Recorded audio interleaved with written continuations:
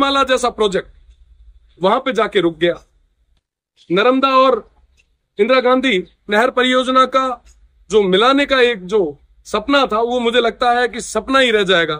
अगर हमने मजबूत इच्छा शक्ति के साथ काम नहीं किया तो परिवर्तन नहीं आ पाएगा। सब बड़ी भयानक स्थिति है उस क्षेत्र की। अगर कोई प्रसव समय में कोई हॉस्पिटल तक जाना भी चाहे तो दूर दराज तक कोई हॉस्पिटल नहीं है और रोडें भी नहीं।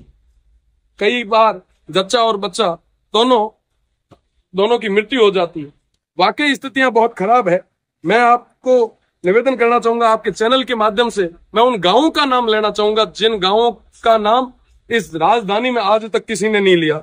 गडरा रोड आपको बता दूं कि सीमांत की आखिरी पंचायत समिति है और गडरा रोड से 1 किलोमीटर बाद इंटरनेशनल बॉर्डर शुरू हो जाता है। उस गडरा रोड के बोई, लोडरडी, समंद का पार, हाफिया, फांगड़ी, चंदनिया, बनियाली, चौथियाली, खड़ीन, सेला, धिंगानी बस्ती, बच्चिया, पूंजराज का पार, सरगुवाड़ा, द्राबा, ढगारी, मठरानी, पीपरली, पते का पार, गप्पाना, राबड़, सांकली, हाफिया, कुपड़िया, रावतसर, सालम सिंह बस्ती, दुथोड़, ये तमाम कई सारे ऐसे गांव, 185 गांव है जहां पे अभी तक मूलभूत सुविधा नहीं पहुंची। हम बंद एसी के कमरे में सब तरीके की बातें कर लेते हैं, पर जरूरत है उन क्षेत्र को आगे तक ले जाने की। बिजली नहीं पहुंची, पेयजल नहीं है, आबादी भूमि नहीं है, किसी भी तरीके की कोई सुविधा नहीं पहुंची। तो वन एवं पर्यावरण की मांगों पे सबसे बड़ी मांग मुझे लगता है हमारी है। और इंदिरा गांधी नहर सिंचाई परियोजना की बात हो रही थी, तो इंदिरा गांधी सिंचाई परियोजना एक्सटेंशन होना चाहिए और सीमांत के आखिरी गांव तक पानी पहुंचना चाहिए। आपके माध्यम से पुनः मैं मंत्री जी से निवेदन भी करूंगा कि एक बार, आप बहुत संवेदनशील है, एक बार आप उस क्षेत्र का जायजा लें और निश्चित रूप से हम सब मिलकर सामूहिक प्रयास के साथ में एक बदलाव लाएं। बहुत बहुत बिल्कुल। आज इंदिरा गांधी नहर पे वन और अभ्यारण्यों पे मांगों पे चर्चा हुई है। मैं आपको बताना चाहूंगा कि मैं सीमांत के क्षेत्र से आता हूं जहां पर इंदिरा गांधी नहर की कल्पना जहां के लिए 1957 में की गई। 1957 में जब इंदिरा गांधी नहर सिंचाई परियोजना की कल्पना की गई थी, तब यह सोचा गया था कि देश के आखिरी हिस्से तक हम पानी पहुंचाएंगे।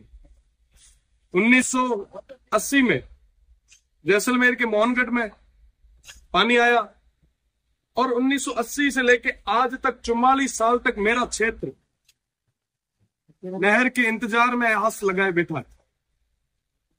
प्रदेश की सरकार से मैं आप सभी के माध्यम से निवेदन करूंगा कि इंदिरा गांधी नहर परियोजना का जो एक्सटेंशन रुका हुआ है, आप जल्दी से जल्दी करवाएं ताकि सीमांत के उन लोगों को पानी मिल सके।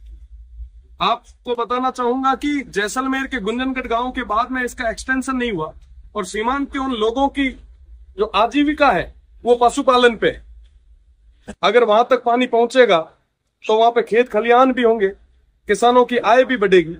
और वो जो नहर है उसका एक्सटेंशन रुकने का जो मुख्य कारण है, वो मुख्य कारण डीएनपी है, डेजर्ट नेशनल पार्क। आपको बताना चाहूंगा कि 1980 में एक नोटिफिकेशन आया और उस नोटिफिकेशन के बाद में डीएनपी क्षेत्र को नोटिफाई किया गया। डीएनपी क्षेत्र के अंदर लगभग 3162 वर्ग किलोमीटर क्षेत्र है और जिसका 1962 वर्ग किलोमीटर क्षेत्र जैसलमेर का और 1200 वर्ग किलोमीटर क्षेत्र बाड़मेर का, 185 राजस्व गांव इसके अंदर है। आप विश्वास मानेंगे कि 1980 के बाद में ना आबादी भूमि बढ़ी, ना किसी तरीके का नया डेवलपमेंट हुआ। आज क्योंकि वन एवं अभ्यारण्य की भी बात हो रही है, मैंने आज सरकार से निवेदन भी किया है, मंत्री जी से भी निवेदन किया है कि उस क्षेत्र में उन 185 राजस्व गांवों में मूलभूत सुविधा पहुंचाने का काम हम लोगों को करना चाहिए। आप विश्वास मानेंगे कि अभी तक वहां के किसानों को किसी भी तरीके का केसीसी या ऋण उठाने की कोई सुविधा नहीं दी गई। वो ऋण नहीं उठा सकते, वो कोई लोन नहीं ले सकते, वो बेच नहीं सकते, वो किसी भी जमीन को हस्तांतरित नहीं कर सकते। कई सारी ऐसी समस्याएं आगे आ रही है। तो इन सब तमाम चीजों को मैंने आज माननीय मंत्री जी के सामने और प्रदेश की सरकार के सामने रखा है। साथ ही साथ मोबाइल टावर, आप देखेंगे कि साहब एक दिन के लिए अगर मोबाइल टावर या कोई रेंज या कोई जब परीक्षा होती है तो एक दिन के लिए जब मोबाइल टावर को ब्लॉक किया जाता है, इंटरनेट को बंद किया जाता है, तो हमारे युवा भाई खाना पीना छोड़ देते हैं। उस स्थिति में आप सोचिए, आप विचार कीजिए, आप कल्पना कीजिए कि साहब उन लोगों के क्या हाल होंगे जिनके पास अभी तक मोबाइल नेटवर्क नहीं पहुंचा। लाइट की हम बात करें तो अभी सब हाहाकार मचा रहे हैं कि साहब हर जगह कटौती हो रही है। मैं मानता हूं साहब कि